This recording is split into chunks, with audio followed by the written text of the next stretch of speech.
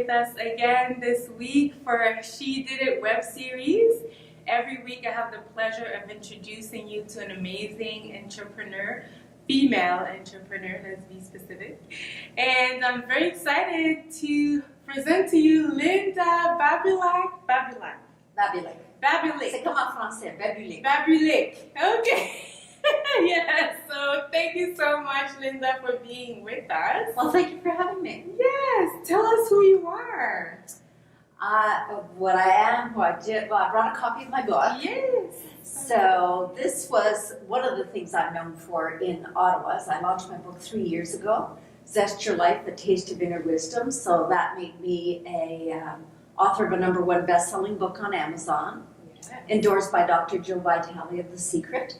If you know who he is. I'm also a speaker, and I'm a personal business strategist that provides coaching.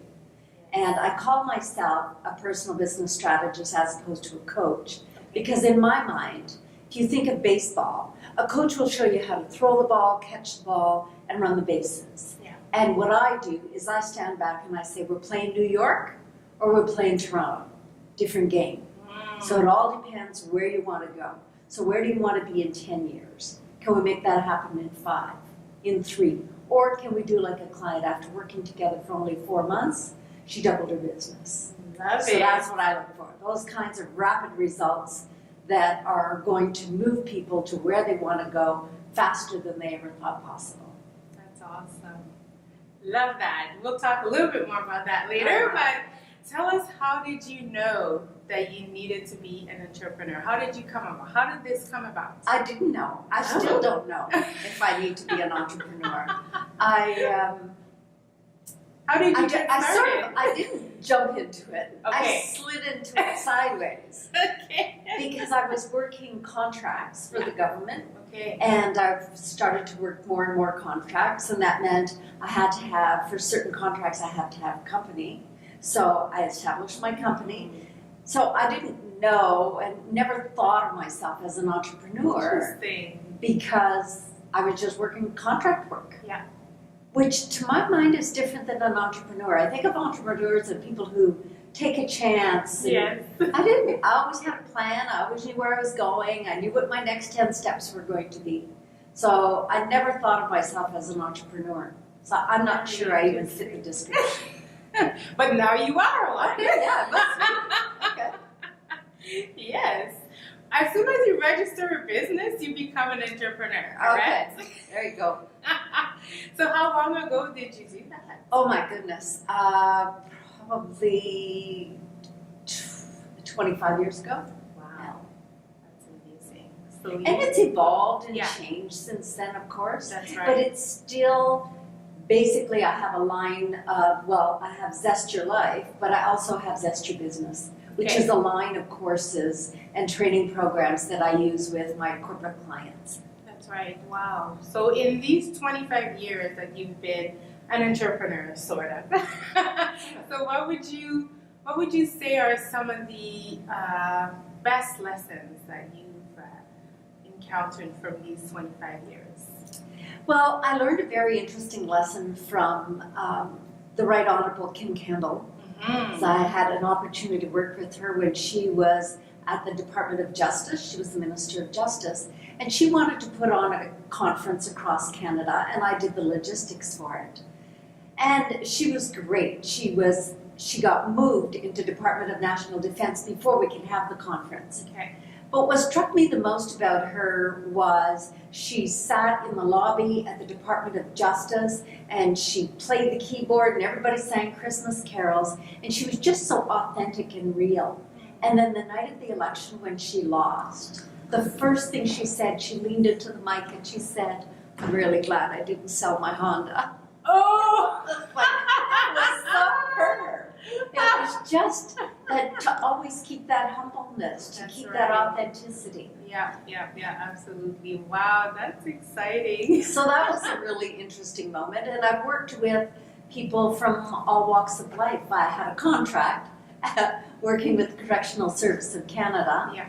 I established the volunteer program up at the prison in Muskoka. Yeah. And so I was working with inmates that were lifers, and that doesn't mean a lifetime membership to the Rotary Club, eh?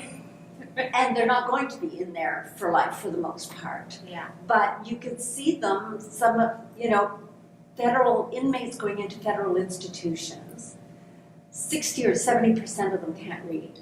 They're between the ages of 18 and 25. So how do you make out in the world if you can't read? That's right. So I brought in a volunteer program. We got up to 1,400 volunteers that started with the basics. You know, how do you cook? How do you buy your groceries? How do you make a meal plan? How do you keep yourself? Nice. And how do you learn to read? Wow. Those are really basic things that we take for granted, right? Absolutely. Wow. So what would you give as an advice to some of us who are maybe having our business on the side and wanting to maybe take that step, maybe not really thinking we're entrepreneurs just like yourself, you know, but wanting to, you know, do something that will really put that side business more in the forefront because we're wanting to really, you know, show ourselves to the world, really, right? So what kind of advice would you give them? We need to be able to have our own, we need to know how to work the equipment. We need to know these days. Absolutely. I'm not joking, it's serious. We need, there's so many things we can do with our phone, and most of us don't know how to use the equipment that's around us. And I just hear too many people say, and it's not just women, and men say, oh, I don't know anything about technology. I love it. I love technology. I love learning about it. I own the apple orchard. So I just think that we need to really get our head around the fact that we live in a technological world. Yes. We need to be able to do recordings and podcasts and videos and lives and all of those things. That's right. And we can't stand back. We need to step up and look straight into the camera and smile and know what we're saying about it.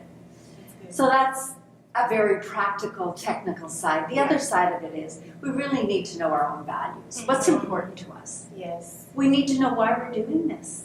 What's our mission? What's our vision? What do we want to change in the world? Because I don't think there's a single woman entrepreneur that I've spoken to, and I don't know about guys, because I don't talk to a lot of men about it, but we want to change the world. We want to make the world a better place. That's it. How are we going to do that? Because who do you think is going to change the world? It's going to be the women. That's it. Because we haven't gotten to where we are because of all women's energies in the world. So it's time. It's the time now that we build that critical mass of feminine, powerful energy so that we can hit that tipping point so we can change the world. And I think it's up to women. It's up to us to do it.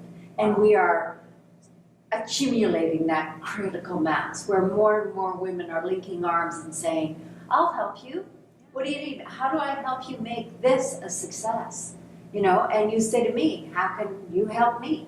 And we're helping each other because we're going towards the same goal, making the world a better place. Love it. That's awesome. You have another tip? The last thing I would say would be heal yourself. Heal yourself. Because when you heal yourself, you heal the people around you, and then you can heal the world. Yes. But as long as we're walking around in victim mode, we're not going to be able to make such a big difference in the world.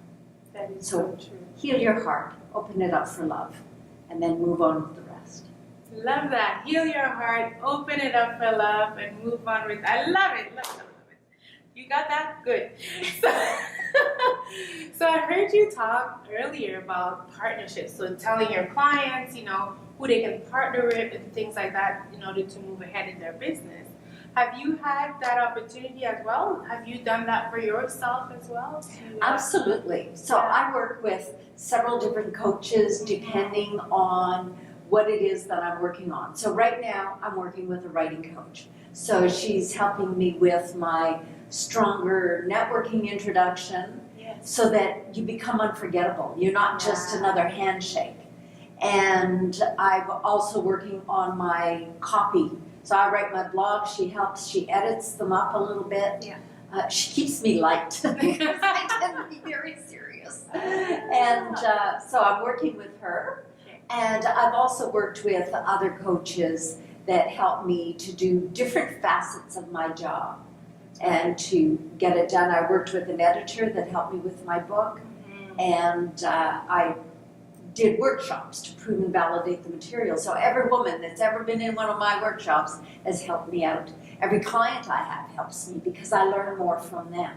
That's right. So we need to keep our eyes open and be open to having that help from anywhere we see it. Sometimes, yeah, it's hard. Sometimes we were talking about that during the launch, at the talk show, how, asking for help is sometimes very difficult for women. And I like that you mentioned that because it's really key. Have you ever tried to help a man put something together from IKEA? Come on. Yeah. I got it. It's what you're going to get. It's not a women's trait. I don't know what's the matter with us humans. We can't ask for help. They won't even ask for help for, Google Map. They won't even use that, Nothing. And a child is learning how to walk, and one time you go to help them and they'll push you out of the way. It's like, no, I can do it myself. Yeah. And so it's ingrained in us as humans. That's right. And so we're going against our own nature when we ask for help, because we spend, I think as women, we spend all those years gaining our independence. Yeah. That independence doesn't serve us. It's good sometimes, but it's not good all the time. That's right. And asking for help is good sometimes, and it's not good all the time, because you've had some dependent friends. Yes, of course. Yeah. You can decide what shoes to wear yourself.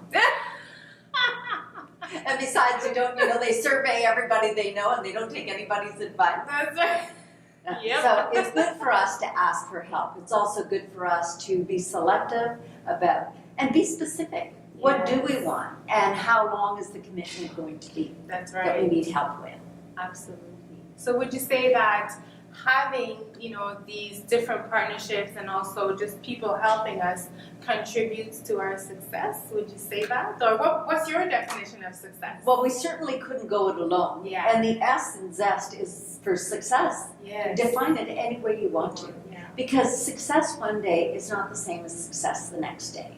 That's good. Getting out of bed some days is real easy, and we've had those days when getting out of bed wasn't so easy. And True. Yep, absolutely. Yeah. So success is how you define it. Mm-hmm. And if we look at things not as a failure and a success, but more as the success that I learned from. Yeah.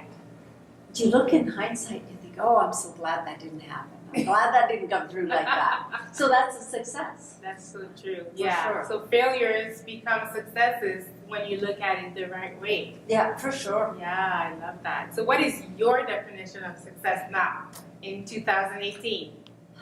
In October? I think for me right now is success would be what I experienced this morning when I was speaking with a client.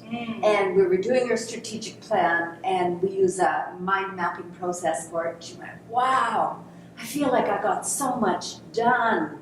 And she could see it right there. That's right. All printed out for her and everything, that she can see where she's going.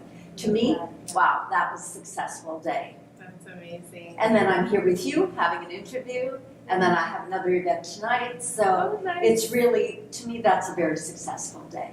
That's Yeah, awesome. like making a difference, creating order out of chaos. Oh, I love that.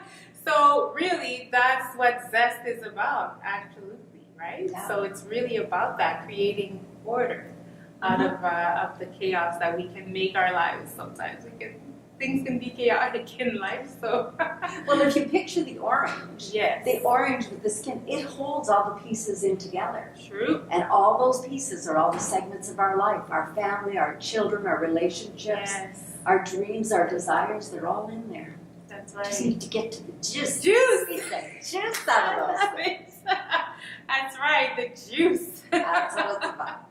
Yeah, I have a friend, she calls herself the chief juicer. I know her. Oh, you know her? I know Yes. I love She it. is the chief juice. Isn't she? Yeah. I love that. So, and I love your branding too. Yeah, tell us about that, the orange. It's interesting because I had a couple of covers that my publisher designed, and my daughter took one look at it and she said, no, it has to have an orange on it. Yeah. And she has a degree in communications. So I said, okay. And then I said, what about this? And right away I saw it going through the letters I like love that. it. So that's when they put it Awesome. together. And I didn't realize at the time, but apparently orange is a color that appeals to men. Interesting. I didn't know that. It's a gummy color. Huh. And Okay. a lot of couples have read the book together, which is really nice. Yeah. And then after that, I also discovered that orange was my personal color. But it was a good color for me to wear. And every time I wore it, Yeah. I got a lot of compliments on it. So now I have a wardrobe full of orange purses. I drive an orange car. People blow their horns at me because I'm the only orange Volkswagen Beetle in town. So it's nice. That's awesome. Yeah. So if you blow your horn at me because I'm doing something wrong, I'll just ignore you because I'll just wave because I think you're a friend of mine recognizing my car. Exactly. So you get that attention. Yeah, that's right. You're used to that attention. And I think that's one thing that's hard sometimes for women, when you were talking about getting out there, doing those videos, doing those lives. When we had our when we had our lunch, Linda made me do a live, and I was so uncomfortable. I couldn't believe how uncomfortable I was. And I was explaining to my tribe how I'm trying to get more comfortable with the camera. That's why I'm doing these things. And really, I do lives sometimes, but in the group, like I don't do lives out there. So that was a real outside of my comfort zone moment.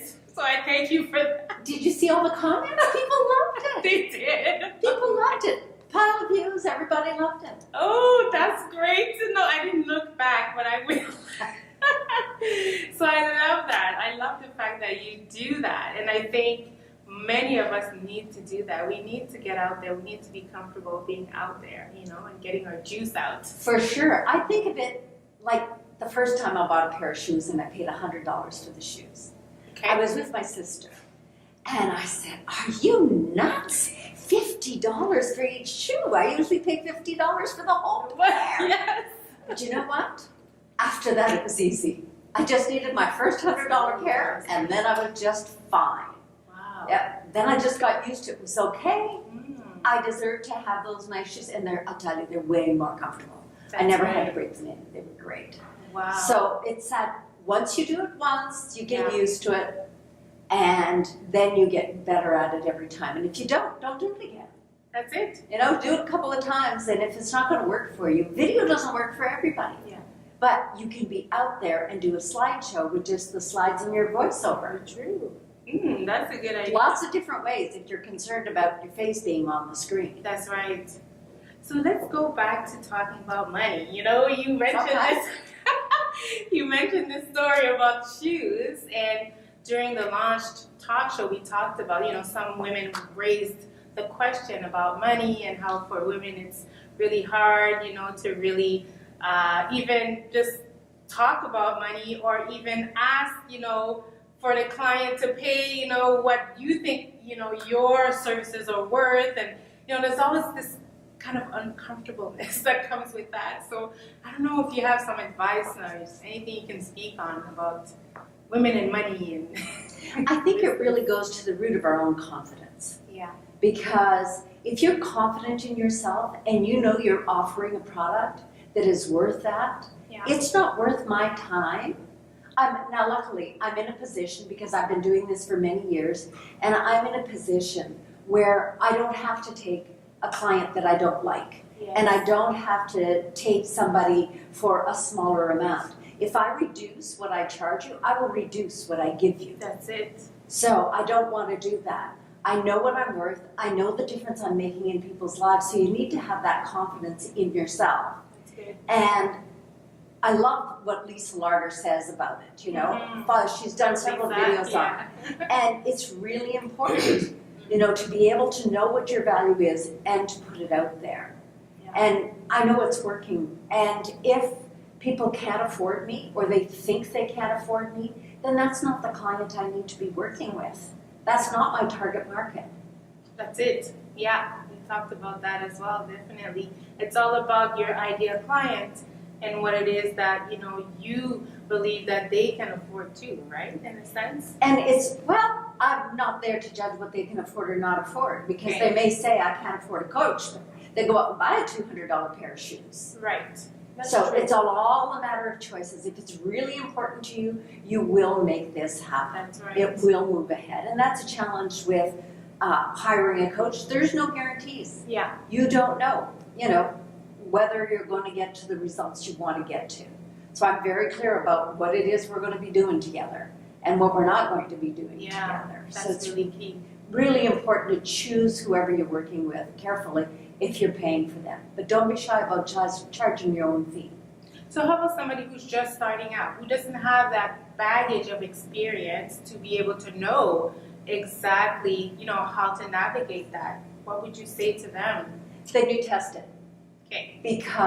And that's the best way to do it. If people say, how much do you charge? Oh, and I'll give you a little clue here. Never say dollar.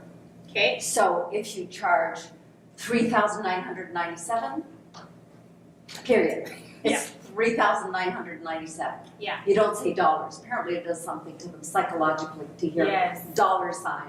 Yeah. So you just leave that off. Which is not being deceitful. It's just a good technique for sales. Yeah. So how much do you need to make? What's your overhead? What's your time worth to you? If you're working a full-time job that pays you $50 an hour, are you going to charge $25 an hour to be designing graphics or whatever it is that you're doing? That doesn't make any sense. Yeah, absolutely. So you decide, but see how much you can sell it for. The kid can stand on the corner selling a lemonade stand. How much would you pay for a glass of lemonade? That's right. How much would you pay? Well, you know what? Probably $1, or it just depends on how I can encourage the kid. That's the way I would see it. Okay. Yeah. So it's a cold day today. Mm-hmm. I wouldn't pay him very much. It's too cold to drink lemonade. But on a hot summer day, when I've been walking and I'm thirsty and all I've got's $5 in my pocket, the kid's going to get $5. Yes, so it all depends on the value of the product. That's right. And that only comes from inside of us. True. So I've been jogging, I've been walking, I'm hot. I value that glass of lemonade higher.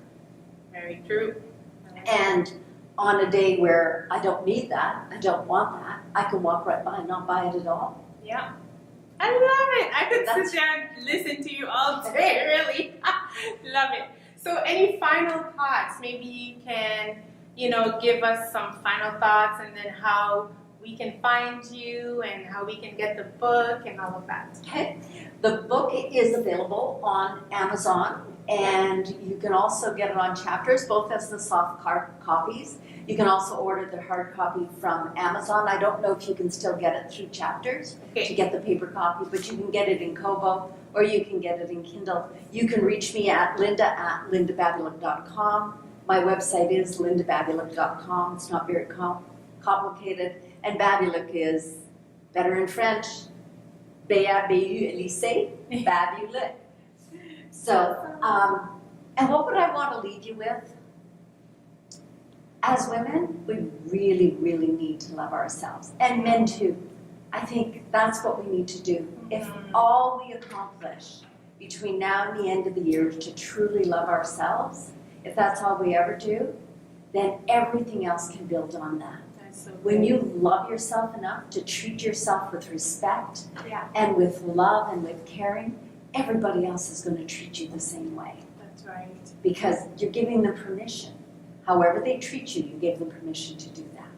So dig deep inside. You're worth loving. So love yourself. And I love you for having me today. Oh my goodness. The pleasure is all mine. What a privilege.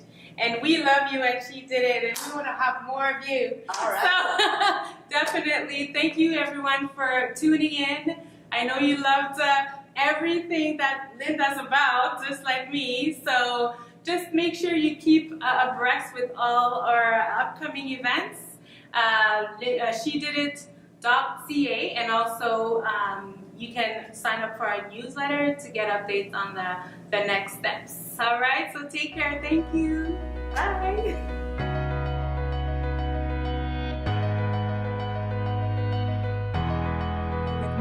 Okay, we're good. I see the red, so we're good. Really? Yeah. There's no red light on this side? No, there's no red light on this side, but the red is on the other side for sure. Okay. So what kind of advice would you give us? Apart from learning technology, would be a really important first piece of advice.